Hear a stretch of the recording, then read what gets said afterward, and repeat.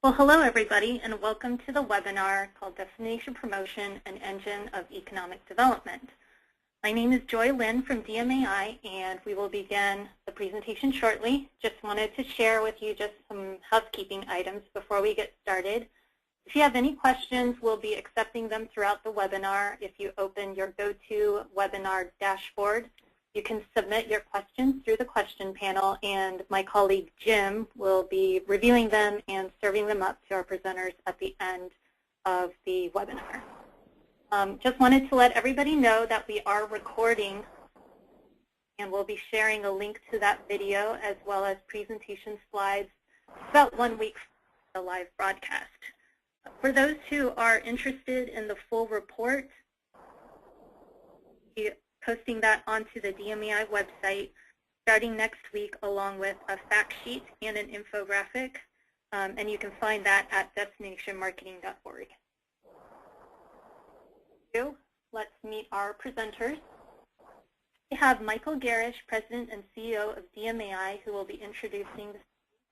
We also have Adam Sachs, President of Tourism Economics, who will be sharing of the study results, as well as Andy Levine, President and Chief Creative Officer of Development Counsellors International, who will be sharing his insights on the relevancy of the study and what we can do to work better with each other.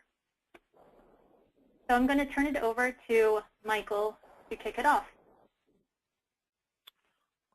Thank you, Joy, and thanks everybody for being on the webinar today.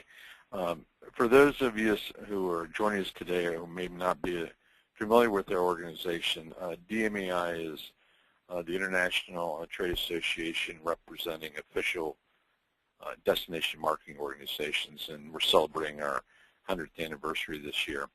Our members come in many different forms, but all of them are the official marketing organization of a given community or political or county or segment of the destination, and they're organized to promote their respective destinations for attracting visitors, soliciting and service conventions, etc. I think you'll see in today's webinar that their efforts have dramatic effect on the socioeconomic progress of the communities that our members represent. I think if you look at this next slide, if you look at the last 6 decades, tourism has experienced a huge expansion and diversification. It's now become one of the largest and fastest growing economic sectors in the world. Because of this, there's an ever-increasing number of destinations worldwide who have invested heavily in tourism, turning it into a real key driver of socioeconomic progress through export revenues, the creation of jobs and enterprises, and notwithstanding infrastructure development. If you look at the slides, we now see that tourism represents 9% of the global GDP. It's 1 in every 11 jobs, and it's 6% of the world's exports. So, despite the occasional shocks, you can see international tourism arrivals have basically been virtually uninterrupted in growth, and we're certainly expecting to see that to continue in the near future. If you look at the U.S. tourism, it's helped drive the economic stimulus, and last year was the second growing industry in the country. As far as hotel rooms sold, there was more than 113 million room nights sold in the month of July this year. That was an all-time record, and just put it in perspective, is that's the equivalent of 1 in 3 Americans staying in a hotel-based property.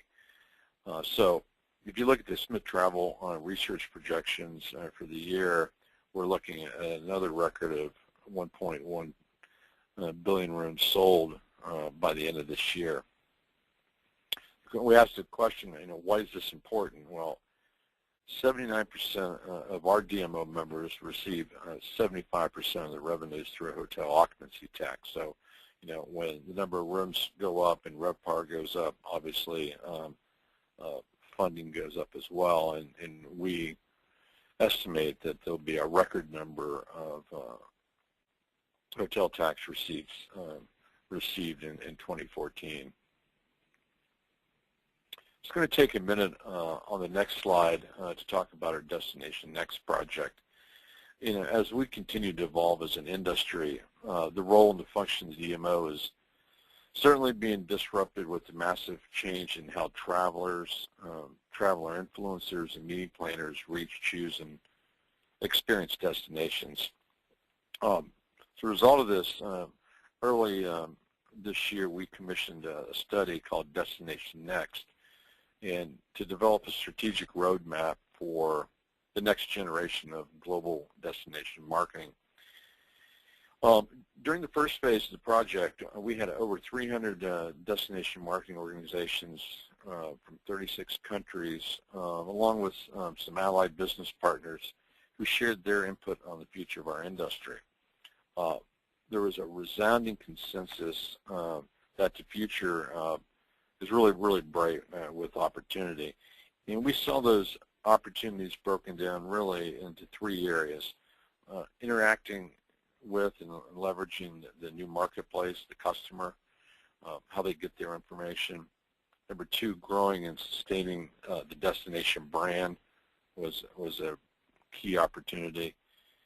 And evaluating and involving the actual DMO business model to meet the first two objectives. So we're working now on phase two of the project. We're developing an online diagnostic tool kit to help DMOs to access their own current positions. So it'll be an online tool where DMOs can go in, put in their information, and then the second part of that, we're creating a set of strategies and what we're calling next practices or best practices that could be possibly put into place to take advantage of some of those opportunities. So our destination project will be completed by July of next year, and we're right in the midst of that.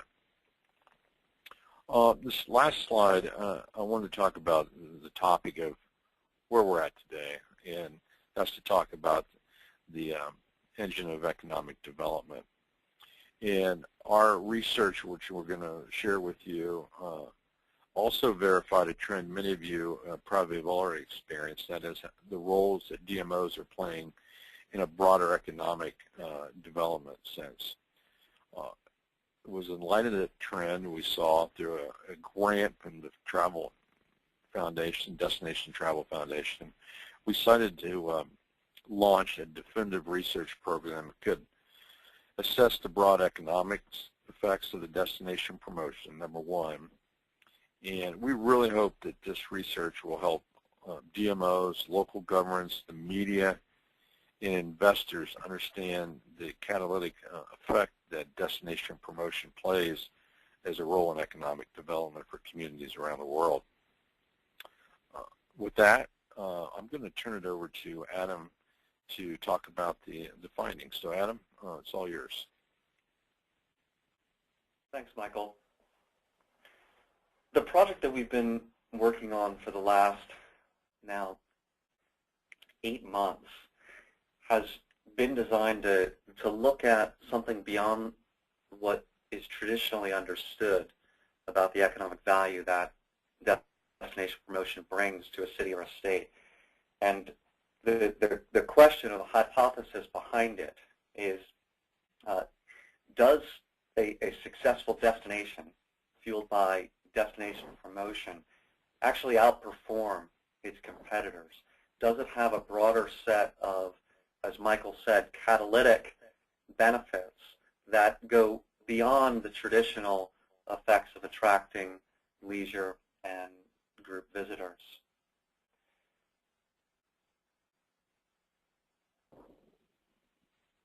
The project was generously sponsored by the Destination Travel Foundation as well as 7 DMOs, 2 states, Visit California and Louisiana Tourism Office, as well as 5 cities, Cleveland, Chicago, Asheville, Denver, and Phoenix. And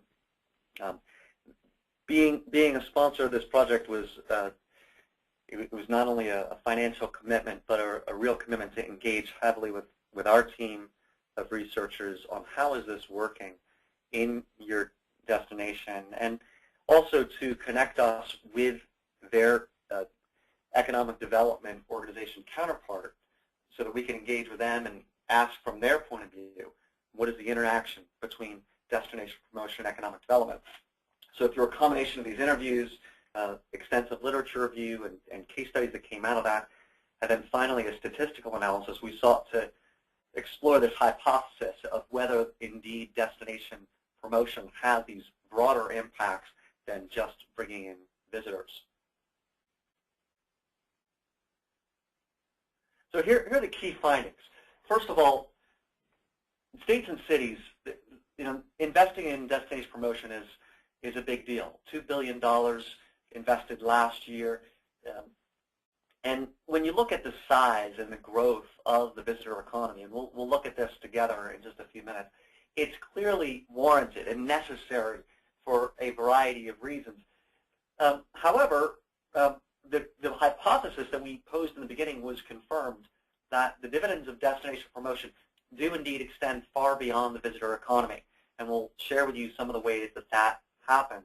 Well, why does it happen? Well, first is that destination marketing drives economic development by sustaining air service. It also creates familiarity amongst the marketplace. It attracts key decision makers, and it improves the quality of life in a place. All of these things not only are the direct benefits that are realized through visitation, but benefits that undergird the efforts of economic development organizations and efforts to attract new investment. And so what we found, and this is really the big conclusion, is that cities and states that prioritize destination marketing and then go even further than that to coordinate those efforts with economic development, anecdotally, through case studies, we've seen them experience, as a direct result of those things, win significant site relocations, new investments, and then statistically, we found that over the last 23 years, these states and cities that have performed better in terms of their visitor economy have also outperformed their competitors. So an outline for what I'm going to share with you over the next 15 minutes. The first is we're going to look at the opportunity that the visitor economy presents. And I think this is something that many people on the call understand, but we're going to look at it in a slightly different way of how significant and unique this opportunity is. And then we'll move on to exploring how destination promotion does drive economic development. And then we'll move from there to try to answer this question: do the economies of successful destinations outperform their competitors? And that's the real crux of this. And then out of that, we were able to develop a couple of calls to action with some specific tactics that DMOs and economic development organizations can employ. So let's start by assessing the opportunity. If we take a long view of the visitor economy, what's striking is that as the U.S. economy continues to develop and grow, that the importance of the visitor economy is growing at a faster clip. So one perspective shown here is that if you look at household spending on lodging and just index it to 1980 against real per capita GDP, and what we find is that households are spending more and more as a share of their income on hotels over time. And so spending on lodging has grown 200% since 1980 on a real per capita basis, whereas real per capita GDP has grown 75%. So a larger and larger share of income is going toward leisure travel.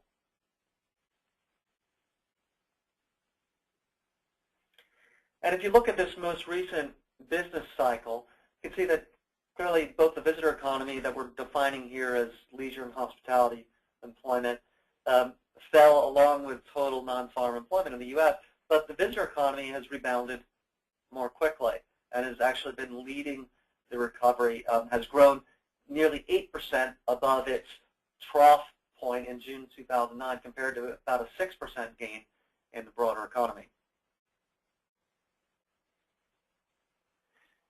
And so where this is leading us is to something of a conclusion that if you're going to invest in something, you should be investing in something that is growing.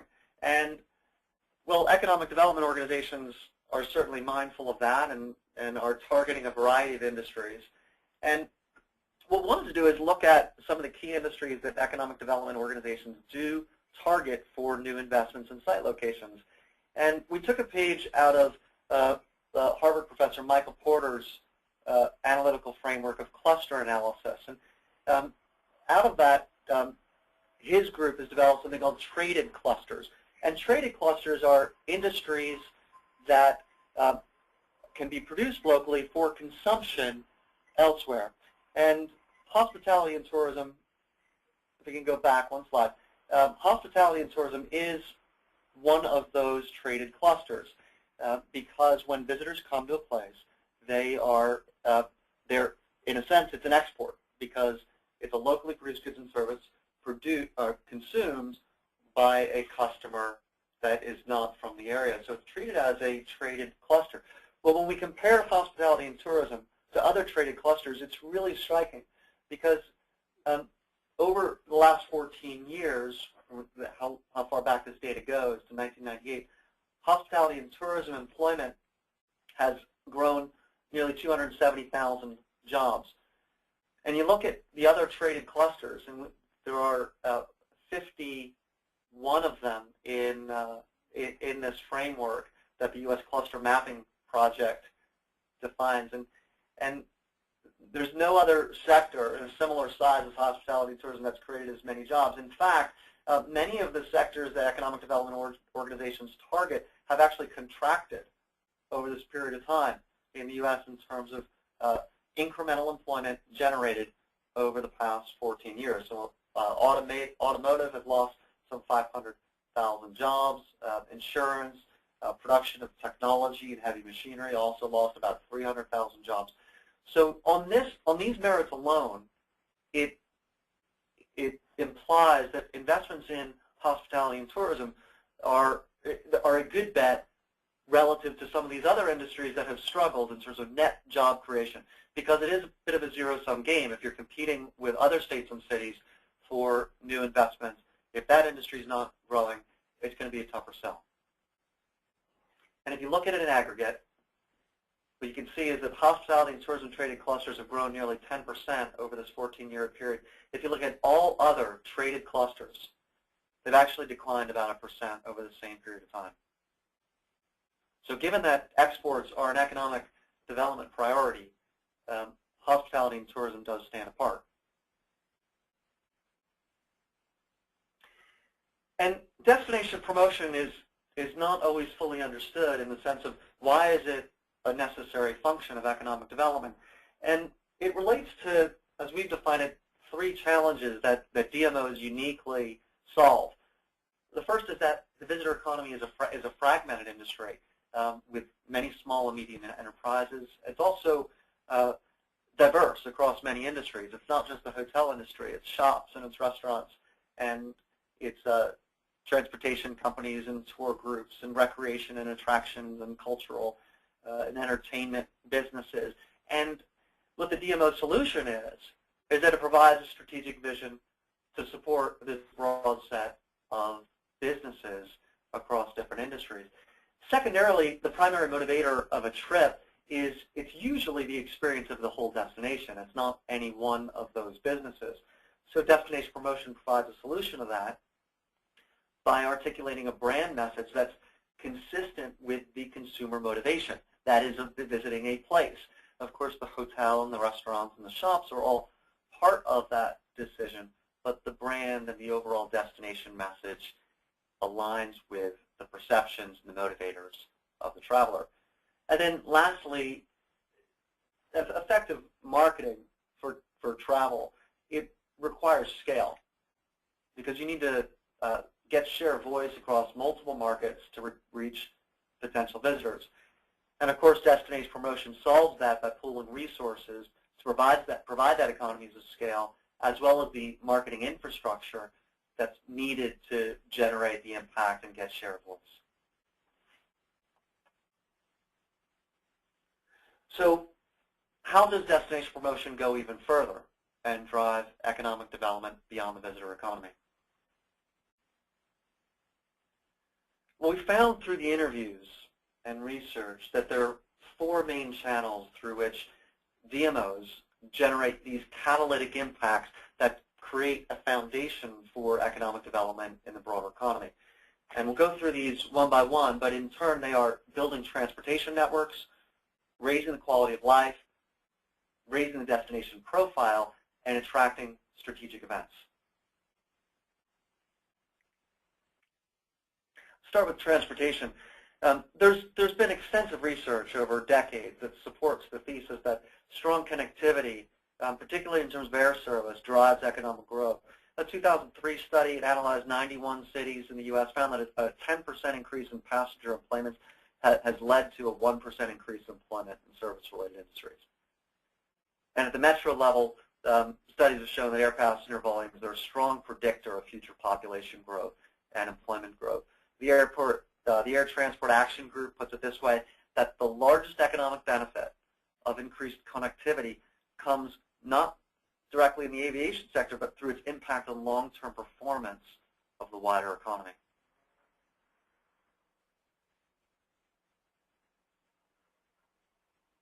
And this is where destination promotion comes in, because destination promotion is developing inbound travel and creating demand that supports that air service. It supports greater frequency and supports greater connections to more markets. And airlift is consistently on the list as one of the top criteria for site selectors. And one of the comments that was made in one of our interviews from Stephen Moret, who's with Economic Development for Louisiana, said air service is profoundly important to corporate investment and location decisions. And he notes it as one of tourism's most significant contributions, since the levels of air service at New Orleans far exceed what local demand could support. And the same could be said for city after city after city around the country.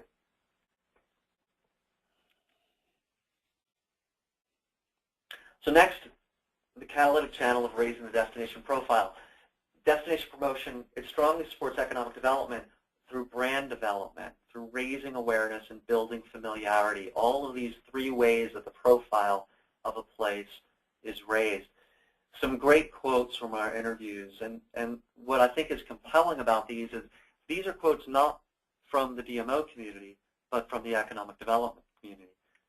Jeff Melhorn of World Business Chicago says, every tourist that comes through here is a potential business lead.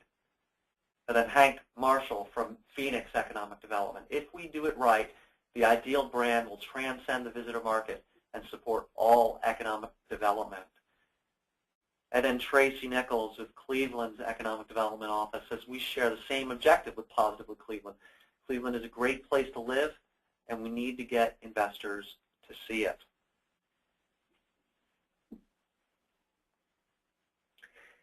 And what's clear as we look at the research that's out there is that familiarity is really critical to attracting investment.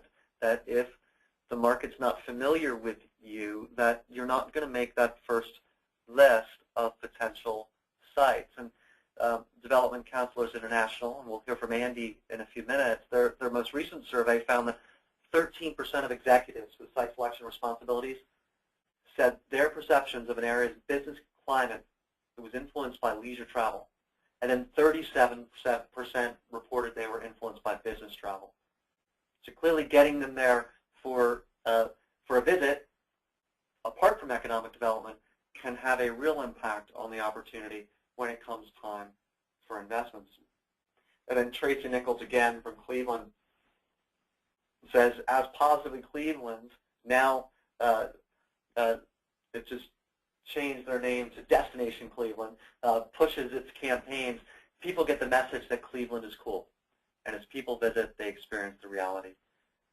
Ben Teague, here in the bottom, from Asheville's Economic Development, says, as we talk to prospects, They mention past visits and good experiences. This is our open door.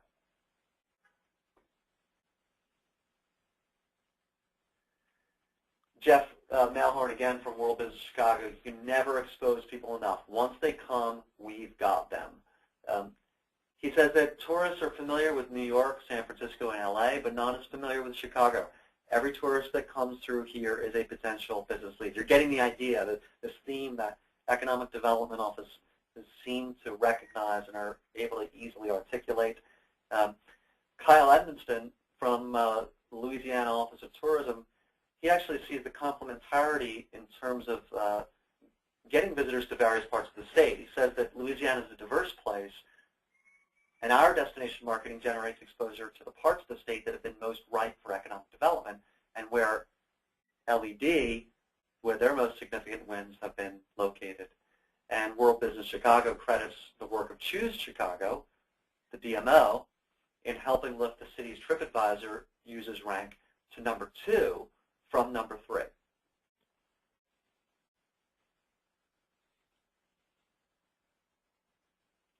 And it's interesting on this idea of brand. We saw a number of examples where DMOs and economic development organizations were coordinating brand development, either developing a consistent brand or a complementary brand.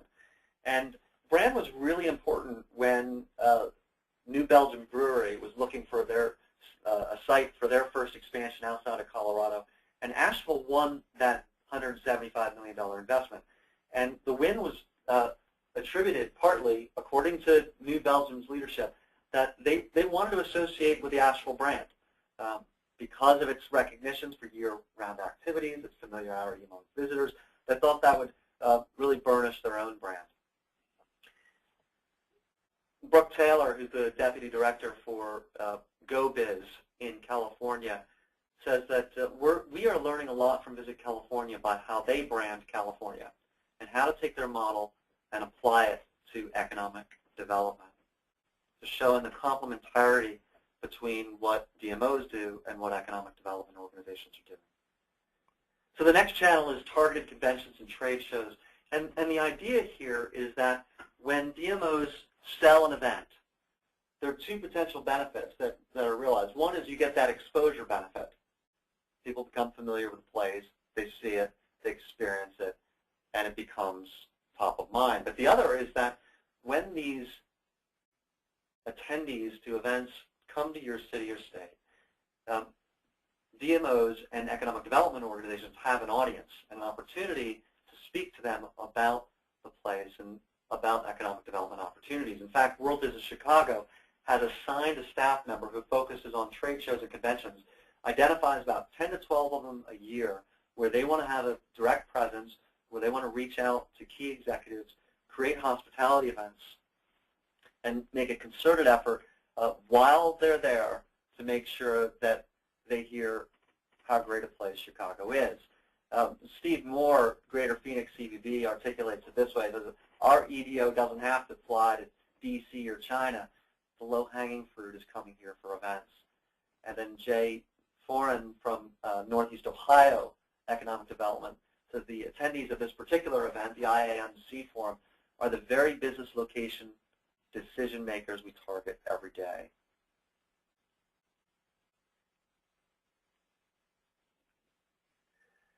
And conventions, they also generate idea sharing and innovation, and they can help to establish a destination position within a particular industry cluster. Asheville has done this successfully with outdoor sports and has had some wins there. Cleveland, of course, has done it very successfully in bioscience. So the opportunities here are really on three fronts. One is that right at the front, you target events that are of strategic interest to economic development. If there's a cluster that you have developed that you want to strengthen or that you want to develop, attracting the events that host that industry is a great way to gain traction. The second opportunity is to coordinate DMO and Economic Development Corporation efforts within those major events, and then to gain those major events. And then lastly is to gain an audience with executives and other decision makers to showcase assets. interesting example here is the California Pavilion at a major medical convention that was in San Diego. It was co-hosted by GoBiz and Visit California. They worked together to take full advantage of that audience while they were in San Diego. And Tom Clark at the Metro Denver Economic Development Corporation summarizes it this way: economic clusters and conventions have become synergistic.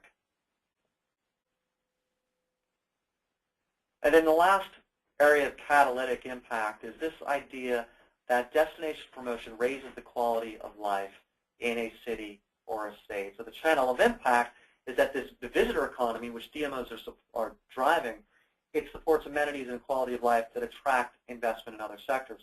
There was an academic paper that we discussed in our report from 2008 that looked at 150 cities and found that destinations that attracted more leisure visitors over that 10-year period also grew faster in terms of population and employment. And as a specific case study, Boeing's decision to relocate its headquarters to Chicago was heavily influenced by the cultural assets and vibrancy of the city.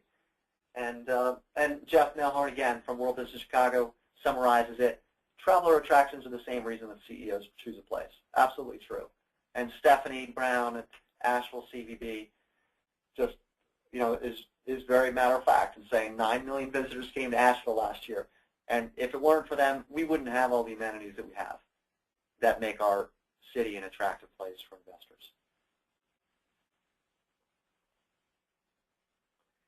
The Denver Economic Development Corporation, they work with Visit Denver to, in fact, develop attractions, recognizing the importance of them. And in fact, development that was concerted in lower downtown Denver has been instrumental in actually the relocation of 20,000 residents to the area. So it's been transformative. And then another win for Asheville was GE Aviation, $125 million investment, also heavily influenced by its quality of life scores. Richard Florida has done a lot of research on what makes cities successful, concludes that amenities are important elements of the abilities of cities to attract both firms and people. This is intuitively correct, but proven again and again by research. And a study that we explore in our report called Beautiful City, Leisure Amenities and Urban Growth, found that cities that attract a number of leisure visitors also attracted a greater share of college-educated residents. So in the effort to continue to have talent available for site locators, clearly those amenities matter. So that moves us to the finale of this, which is, do the economies of successful destinations in fact outperform their competitors? And they do. If we look at, one way we can look at this is to look at how important is the visitor economy in various cities. So we looked at over 100 cities in this piece of the analysis and found that that cities who have a higher concentration of leisure and hospitality employment have also tended to grow faster in other areas of the economy. So the bottom axis there reflects the visitor economy job share in 2004. So as you move to the right, these are destinations that are more reliant on and have a higher concentration in the visitor economy. And then the left axis is growth in tourism employment over the last decade. And that upward slope to the curve gives us the conclusion that each 1 percentage point increase in the share of the visitor economy, or the concentration of the visitor economy, has over the last decade corresponded to a premium in growth of 3 percentage points in total employment. So while that answered the question of correlation, we wanted to get even further and analyze causation. So we built a model looking at 237 cities over a period of 23 years to find out whether we could identify causality. That is, do changes in visitor economy employment tend to be followed by changes in employment in the rest of the economy? And we measured it in terms of share. So the question became, if an economy does better in terms of competing in the visitor economy, does it then compete better in terms of the overall economy? And the results were really striking. And we found that an economy that's able to increase visitor-related employment by 10%, just visitor-related employment, would then realize, as a direct result of that, a 1.5% rise in total employment, total non-tourism employment, over just a 3-year period. By the 5th year, is a 3% premium in growth as a result of that 10% increase in visitor-related employment. So very consistent with some of the other research that was cited earlier, as well as work that we've done earlier. So where that all leads us is to just really 2 calls to action that fell out of the research. The first has to do with coordination, and all of our conversations with economic development organizations as well as DMOs highlighted the real opportunity and the past successes of coordination between these 2 functions. Because ultimately EDOs and DMOs, they're both in the business of marketing a place. And the decisions that they aim to influence are different, but there's a significant amount of overlap between the people as well as the motivations for those very different decisions. And therefore coordination can reap real dividends. And we found 5 ways that DMOs and EDOs can coordinate their efforts, and Andy's going to go into some of these, and these were independently reached. We just happened to look at each other's slides before this presentation, but there's a real consistency in some of the things that our respective research is concluding. But the first is in terms of air service development, that EDOs and DMOs can coordinate. In particular, we found that airports and economic development agencies really have benefited historically from the support of DMOs in marketing new routes to airlines. In terms of brand building, numerous case studies indicated that best destination brands are very broad in their reach and impact. And so coordination between the DMO and the EDO is essential for maximum impact. It's not only going to benefit the visitor economy, but also benefit the broader economy.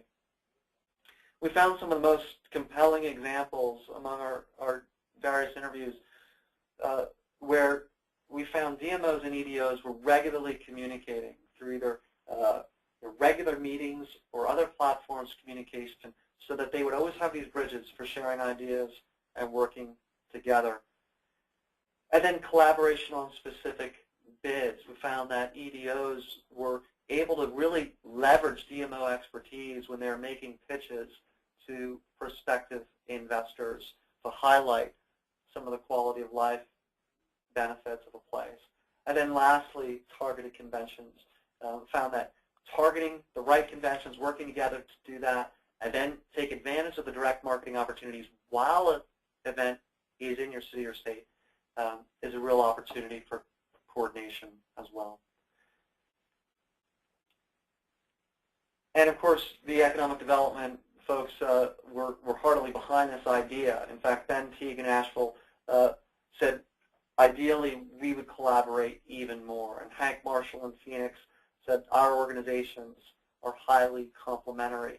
And Jeff Nailhorn in World Business Chicago says, I can't imagine running World Business Chicago without support from Choose Chicago. And that leads us to our last call to action.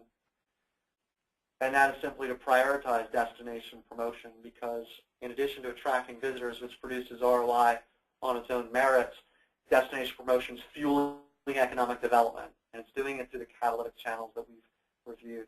And so it's absolutely essential that destination promotion be upheld as a vital component of a city or a state's economic development strategy. So thank you very much, and so now I'm going to hand it over to Andy Levine. Andy, thanks for joining us. Good, good. Thank you, Adam. Really an excellent presentation, excellent report. I must confess I feel a little like a kid who ended up in advanced calculus class by accident. The data that you presented is a lot more statistically driven than what I'm going to share with the group, but let me do my best here. Over the years, my agency has worked with a lot of DMOs. We've worked with a lot of economic development organizations as well. And I'll just be frank with the group here today, and they're both EDOs and DMOs on the phone. In most communities, the two don't work particularly well together. A lot of times there's a peaceful coexistence. Sometimes, frankly, there's conflict between the two groups. So I'd like to start off my segment here. I'm going to ask you to fill out a poll. And Joy, hopefully you can bring up the question here. But you're answering completely anonymously. But if you're a DMO, how well do you work with your economic development partner in your community? If you're an economic development organization on the phone here today, how well do you work with your tourism colleagues? So, you know, simple poll, answer it candidly. You don't have to be politically correct here. Just tell us what you think in terms of rating this 5, which would be at the top of the spectrum, working really well together, and 1, really not working terribly well together. So give us an honest answer. We'll keep it open for 5 more seconds. 5, 4, 3, 2, 1. Why don't we close this up, Joy? And let's see. All right, interesting. It's kind of an interesting split here. So really equally sort of placed over the course. Obviously, the biggest group here is at 33%, but we do have a lot, you know, a quarter saying 2 could be better. Not terribly many at the bottom, but I think that sort of hopefully supports my premise that ED groups and DMOs could work a lot better together. If I go back to my PowerPoint here, the two organizations are really different animals. And first, let's start out by looking at the market that you are reaching out to and who you are working with here.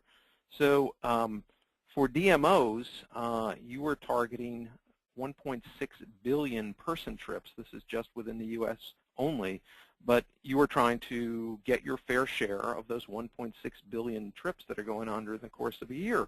So it's a large consumer marketing focus that you have. For economic development organizations, just to understand what they're after here, last year there were under 6,000 location decisions that involve 50 jobs or more. So it's a much, much more rifle shot approach. So that's, I think, a dramatic, striking difference between the two types of organizations. The next one really has to do with funding. Michael in his comments talked about the hotel occupancy tax. Whoever created that years and years ago was a genius. It really has been a wonderful development for CVBs and DMOs. Economic development organizations have really a less stable source of funding. They rely on public allocations, so that means lobbying their city council, their state legislature, their county commission, as well as private sources in terms of really fundraising. So to be candid, I think there is some, I would call it budget envy that economic development organizations have of DMOs. The final point here is in terms of goals. And when you really look at the goals, what a DMO is trying to do and what an economic development organization is trying to do, I would argue they're exactly the same. Job creation, economic well-being of the community, better quality of life, both have exactly the same goals. And it's a good reason why EDOs and DMOs should work together. So what I want to share with you are 5 examples of ways that I think EDOs and DMOs can work better together. And as Adam said earlier, we did develop these independently, but they overlap in probably about over 50% of the examples that I have here. The first one is to conduct joint marketing missions together. I'm going to use the example of a recent experience in Cincinnati. And it's kind of an interesting one. It happened in May of 2014. There was a 10-day trip that was involved in this, and it really began actually with the arts community. The Cincinnati Symphony Orchestra was scheduled to play at Carnegie Hall. That had been scheduled something like 2 years or 18 months in advance. And someone discovered that, gee, a group of Cincinnati chefs were also having an event at the James Beard House, and it was in that same week. So someone said within the arts community, we should really use this as an opportunity to tell Cincinnati's story in New York City. The ballet then arranged for a performance in New York City. The opera did as well. The Museum of Art did. The Music Conservatory. So suddenly there were all these performances and shows arranged in exactly the same week. The CVB, as well as the Economic Development Organization, then got involved in a big way. And it was sort of like a takeover of New York City by Cincinnati for a 10-day period. And there were a mix of activities. Some were specific to tourism, some were specific to economic development, but there were also activities that overlapped. The photo that you see here of the mayor addressing a group of VIPs was an example of one that overlapped. The people in the audience that he's addressing there, and that was at a restaurant owned by a Cincinnati native in New York City, includes meeting planners. It includes site selection consultants. It includes tourism media. It includes business media. And it was an example of the two organizations coming together, doing something together that was very, very productive. I really see this example as two examples where 2 + 2 really equaled 100 and was very, very powerful. So that's number one. Number two is to influence the business traveler when he or she is in your hometown. Earlier in Adam's presentation, he mentioned a survey that we conducted, and we asked the question. This was over 350 corporate executives with site selection responsibilities. We asked them, what are the leading sources of information influencing your perceptions of an area's business climate? And you'll see here, and we've circled obviously, business travel was the third largest at 37%. If you combine that with personal travel, which was another 13%, it's over 50%. So business travelers' perceptions, or really corporate executives' perceptions, get created based upon their experience traveling to that community. So what's the logical next step in that? Well, you can't market to every single traveler who comes to your town, but you can identify choke points, as I like to call them, not the best term in the world perhaps, but that the business traveler passes through. And I want to profile an example here. This is a number of years old, but I think it's very relevant today in some work that we did with Greater Philadelphia First. They look to find those choke points, and I'll share with you two specific examples. They identified here are the 3 largest limousine services that pick business travelers up at the airport. Let's do, first of all, some training with the drivers there. Let's also put our collateral materials in the back seat of their limos. Let's look at it as an avenue to talk to people about what Philadelphia has to offer. Another example of this is very relevant from a tourism perspective. The general manager at the Four Seasons, which is really the nicest business hotel in Philadelphia, said to the Economic Development Group, look, I can't tell you when there's a prospective investor in my hotel. That, there's certain privacy concerns. I can't tell you that. But what I can agree to do is put a letter on their bed introducing, basically from a local business leader saying, hey, you're here in Philadelphia.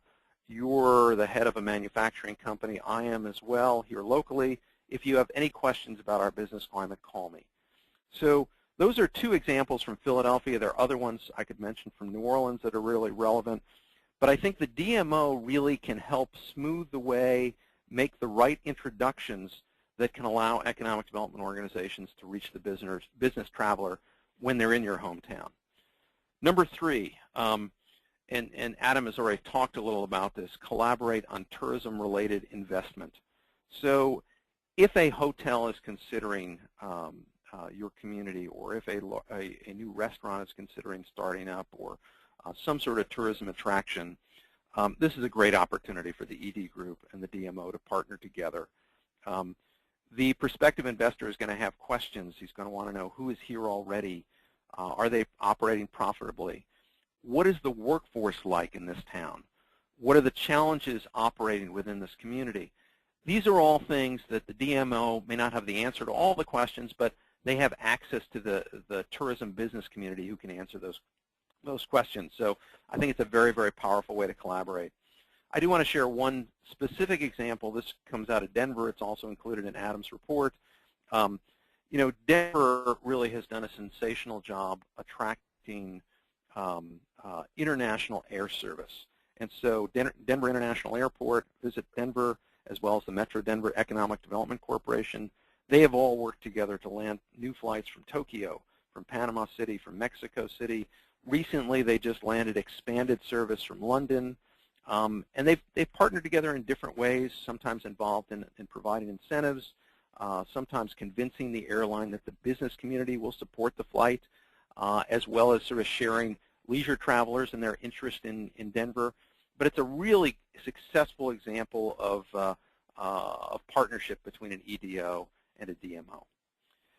Number 4, strategic conference pursuit.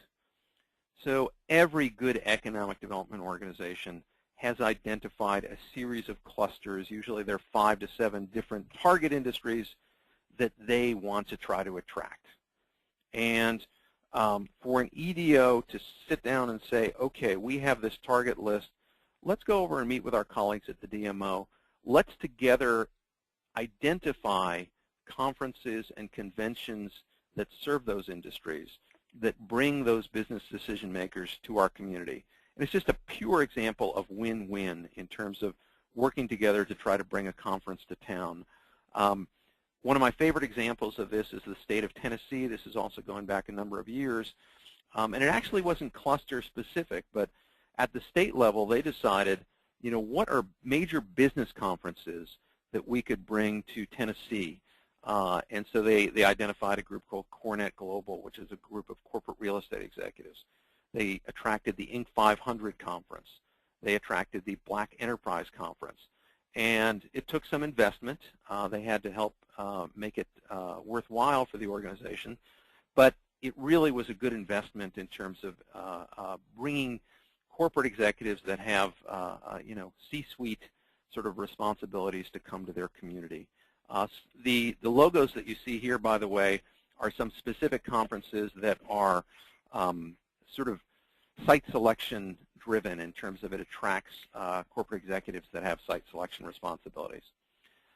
The 5th one here, and this I think I'll probably get some disagreement from people on the phone or perhaps other panelists here today, is to align your brands but not adopt a single brand.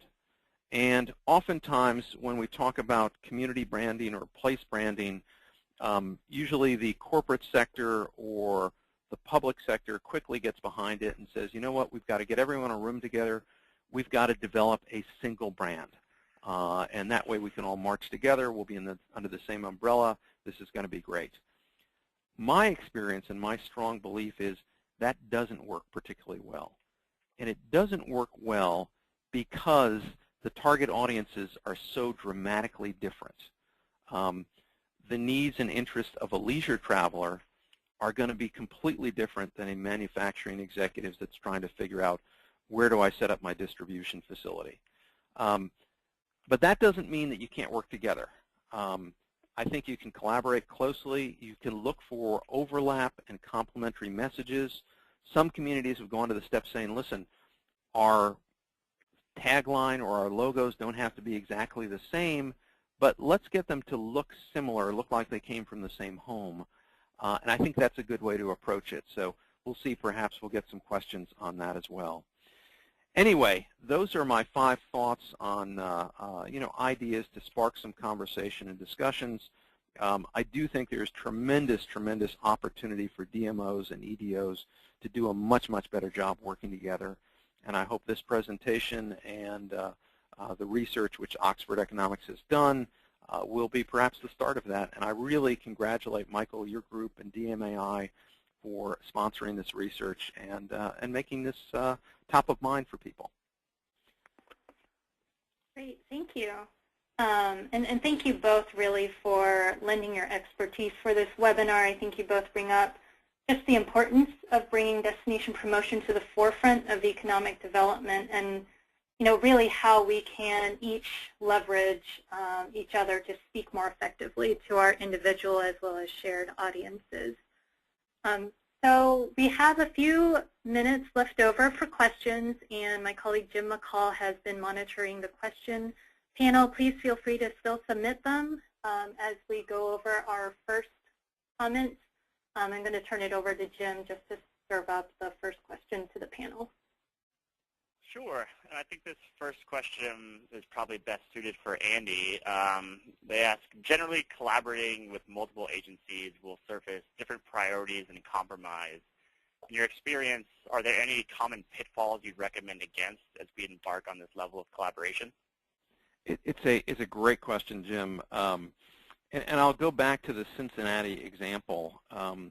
when you had not just the Economic Development Organization and the Tourism Organization, but you had maybe 7 or 8 different arts organizations all doing things together in New York, there were some frustrations because you had many people at the table, and perhaps things at times could have been a little better coordinated. But frankly, it all worked pretty well together in terms of the left hand let the right hand know what it was doing.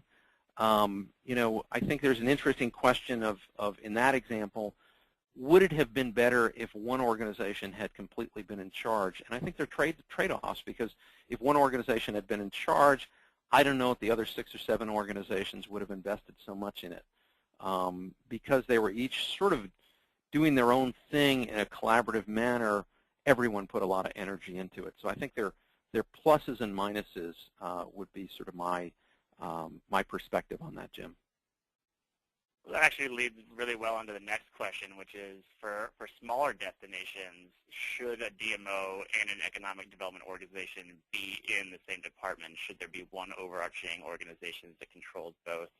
And I'll feed that over to Michael and Andy to give their responses. Yeah, thanks, Jim. I mean, it's hard to give one uniform answer to that, and there's some multiple factors are involved in that. But what I would say is that we've talked about on some of the slides today, regardless if they're under the same department or not, the level of coordination and complementary branding needs to be there. I'd say those 2 areas, and for all the reasons that were given examples that Andy just went through, some real-life examples of how coordinating that works. I mean, oftentimes when 10% of our members, or actually it's about 15% of our members, are actually government agencies or under a government agency, and in general, most of those DMOs in economic development are under either the same department or within the government structure, obviously. So,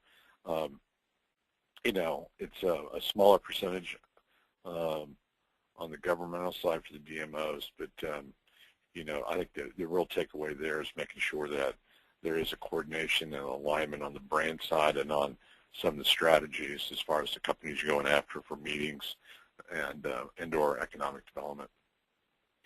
Just to add to your comment, Michael, is it good or is it bad? I think that's open for debate. But I think if you look at the trend, my sense, and Michael, tell me if you agree with this or not, is that probably in the last decade or 2 decades, more of the functions have split apart into 2 organizations. So if we went back 20 years, my guess is it was probably higher than 15% that had the same function together. Would that be accurate, you think, Michael? Yeah, it would be. I mean, the short answer is yes. It's interesting when you look back, there's also been a separation, where the DMOs were under with the part of the Chambers of Commerce too, and originally where it started out from. So you see that in economic development as well as the Chambers. So yes, I mean, over the last 25, 30 years, no question about it as far as being separate entities. Okay. The next question, I think this would be a good one for you, Andy, is because the circumstances can vary greatly from the situation in North America, do you have any examples of how DMOs and economic development organizations collaboration has worked internationally? Yeah, it's a great question. The one that sticks out in my mind, it's actually a country. I think the country of New Zealand. First of all, I think they're really strong in terms of the way they've branded their country. But the lead economic development organization and the tourism marketing organization really work well together, and they do a lot of things in collaboration. So to me, at the top of my list would be New Zealand as a good example of international collaboration. And I would add to that Chicago, who has done a number of overseas missions together between the DMO and the EDO, and reached trade agreements as well as travel, and done travel missions together. And then also GoBiz in California has adopted sort of the Visit California private sector model for funding in all of their overseas trade offices, and found it to be hugely successful, and they're sort of co-oping on that model of allowing businesses and chambers of commerce to actually fund through assessments the same way that Visit California is funded the existence of their overseas trade offices. They found them to be a lot more effective and efficient as a result. Perfect. And I think we have time for one last question, and it's my DMO and economic development organization already have separate established brands. How do we go about aligning them? And I'll start with Adam and then get thoughts from Andy afterwards. Sure. Well, I think one important start is to think about what alignment actually means. It doesn't mean that they're the same, although in some cases that there's been a successful single brand. But I think make sure they're at least complementary. And an example of that is what we found in Cleveland, where they economic development and Destination Cleveland have at least different slogans, but the underlying brand is very consistent in terms of hearkening to the authenticity and the roots and the history of Cleveland, but with slightly different focuses in terms of the execution of that brand. So I think alignment can happen without it necessarily needing to be the same brand on the surface. I will just add, and this might take in a little bit of a different direction. A lot of times, both economic development organizations and DMOs get very hung up on, defining our brand and how we, portray ourselves to the outside world. I would argue sort of back the other way, that your brand is actually defined by what others say about you. So if you want to improve your brand or change your brand, focus less on what you say about yourself, but focus more on trying to encourage credible third parties to say favorable things about you and your community. And sometimes I've used the phrase, the calf rarely brands itself, as a way to sort of drive home that point. And so I'll add that one comment there, Jim. Excellent. Well, we are past the hour already, so I want to just give my appreciation to all those who stayed on to hear the last of the questions, and especially to Michael, Adam, and Andy for joining us and sharing on this important topic today. I want to share with everyone that we are continuing this discussion with Civitas Advisors and Strategic Marketing Group on November 19th at 2 p.m. to look at tourism improvement districts. We'll reveal the results of a nationwide survey of 122 tourism improvement districts, which will reveal the formation process, funding levels before and after, any challenges, as well as measurable results, so you won't want to miss this. Please be on the lookout in your inboxes for the link to this webinar broadcast recording, as well as the presentation slides. So thanks, everybody, and thank you to our presenters.